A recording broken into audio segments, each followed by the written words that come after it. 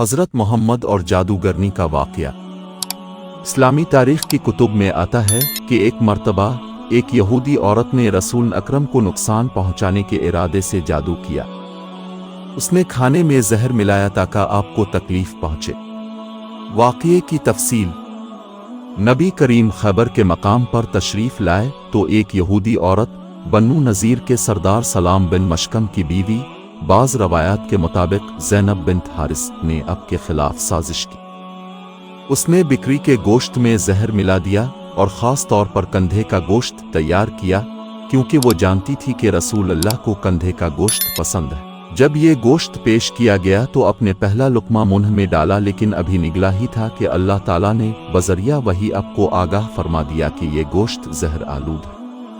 اپنے فوراً ہاتھ روک لیا اور صحابہ کرام رضی اللہ عنہم کو بھی روک دیا، مگر حضرت بشر بن براق رضی اللہ عنہ نے کھا لیا تھا اور اسی زہر کے اثر سے کچھ دن بعد ان کا انتقال ہو گیا۔ جادو اور زہر کا اثر: نبی کریم نے فرمایا، یہ گوشت مجھے بتا رہا ہے کہ اس میں زہر ہے۔ چنانچہ اس عورت کو بلایا گیا اور اس سے پوچھا گیا کہ اس نے ایسا کیوں کیا۔ اس نے جواب دیا، میں چاہتی تھی کہ اگر آپ نبی نہیں ہیں تو آپ اس زہر سے مر جائیں، اور اگر آپ واقعی نبی ہیں تو اللہ آپ کو بچا لے گا۔ آپ نے اس عورت کو معاف فرما دیا، مگر حضرت بشر بن براق رضی اللہ عنہ کے انتقال کے بعد اس پر قصاص لیا گیا۔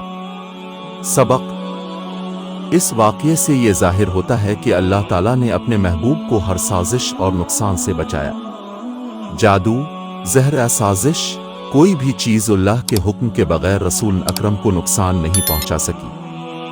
یہ ایمان کی علامت ہے کہ اللہ اپنے نبی کی حفاظت خود فرماتا ہے۔ یہ واقعہ ہمیں یہ سکھاتا ہے کہ دنیا کی کوئی بھی طاقت اللہ کی مرضی کے بغیر کسی کو نقصان نہیں پہنچا سکتی، اور اللہ اپنے خاص بندوں کی حفاظت ہمیشہ فرماتا ہے۔